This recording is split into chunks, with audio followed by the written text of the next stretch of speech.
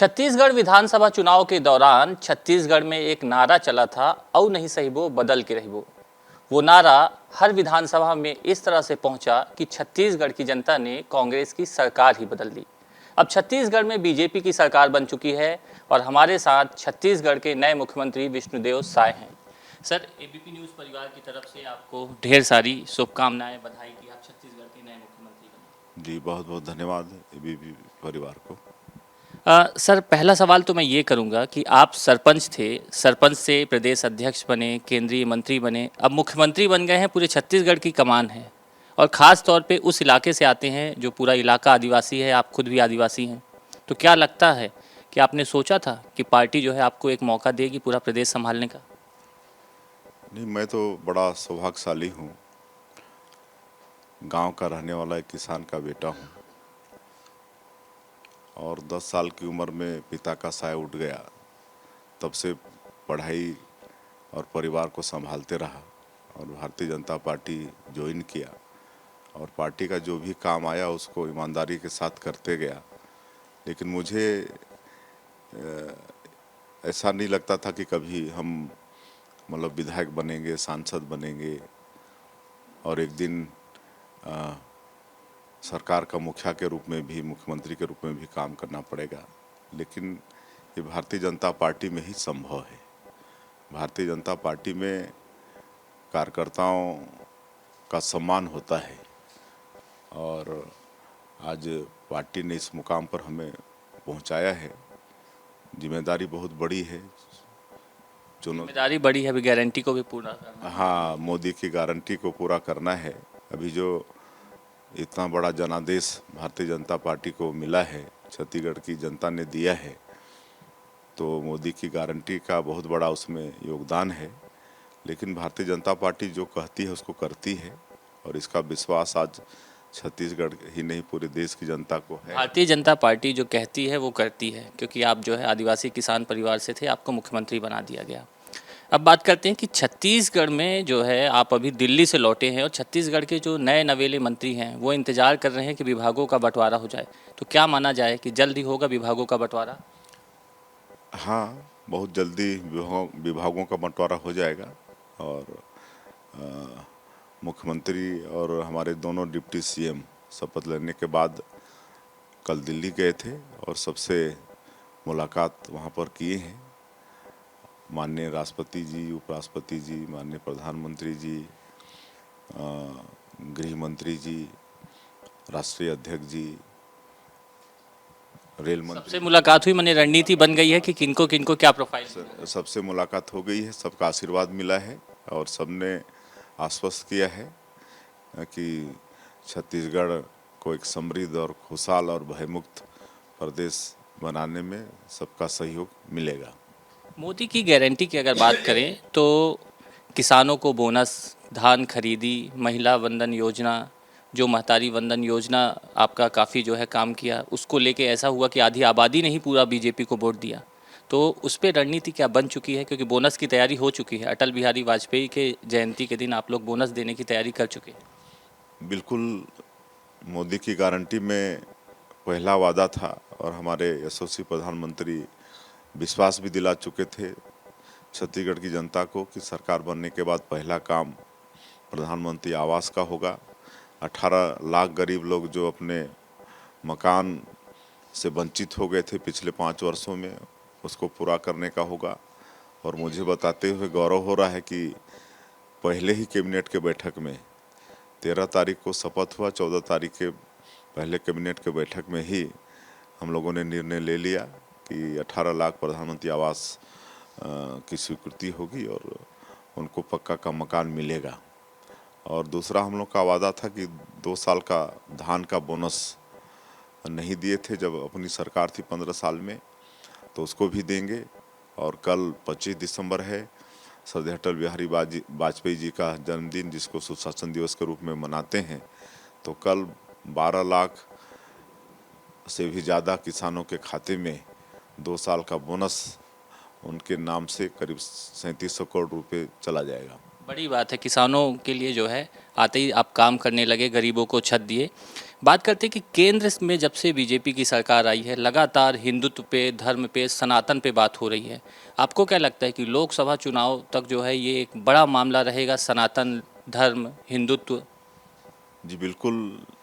जब से मोदी जी के नेतृत्व में सरकार केंद्र में बनी है, तब से हिंदुत्व को एक बड़ी ताकत मिली है।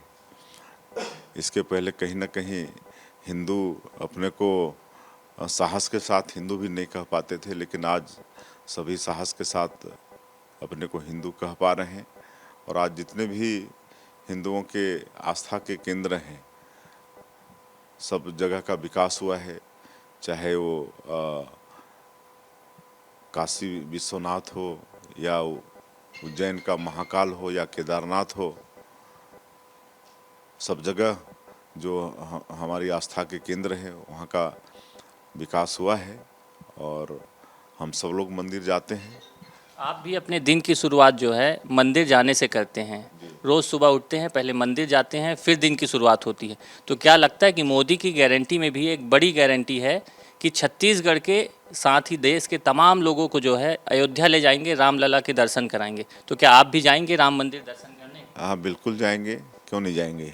जब पूरा देश ही नहीं दुनिया वहाँ पर जाएगा तो हम लोग भी जाएंगे। और मोदी की गारंटी में एक योजना है, रामलला दर्शन योजना का। सरकारी पैसे में छत्तीसगढ़ के लोगों को अयोध्या ले जाया जाएगा और भगवान राम का दर्शन कराया जाएगा। जब भी कोई नई सरकार आती है तो आते ही साथ लगातार तबादले शुरू कर देती है, आईएएस अधिकारियों के, आईपीएस अधिकारियों के।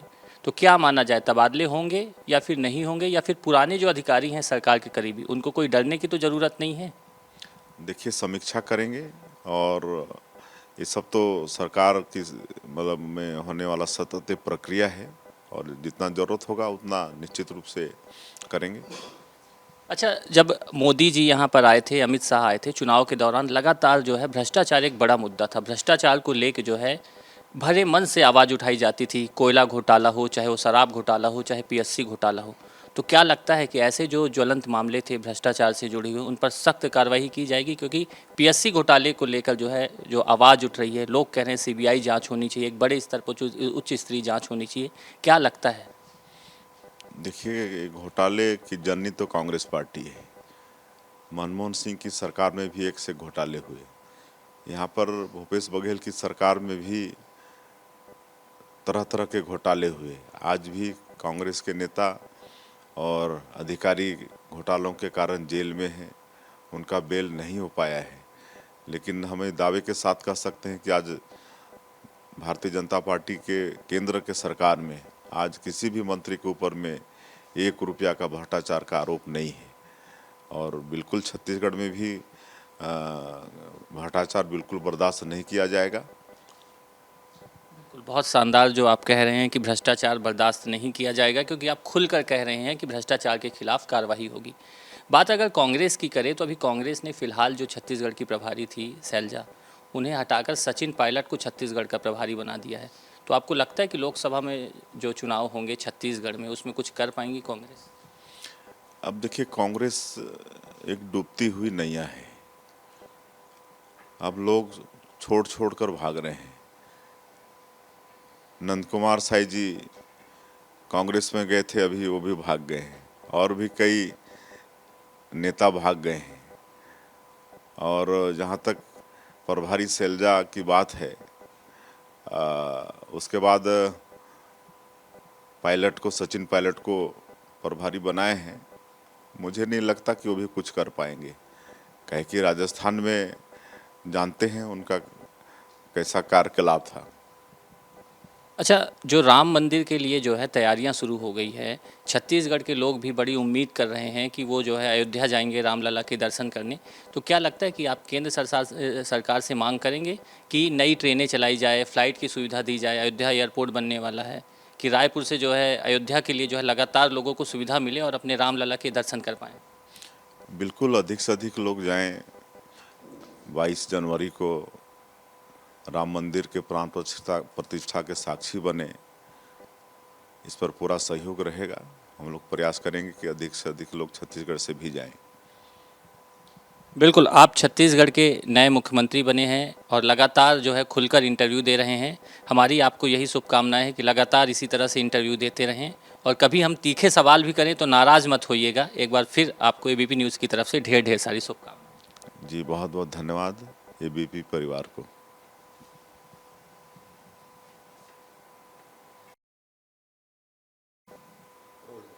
एबीपी न्यूज और सी वोटर का जो सर्वे आया है जिसमें छत्तीसगढ़ में 9 से 11 सीटें बीजेपी को मिलती हुई दिखाई दे रही हैं, उस पूरे मामले पर बात करने के लिए हमारे साथ छत्तीसगढ़ के मुख्यमंत्री विष्णुदेव साय हैं।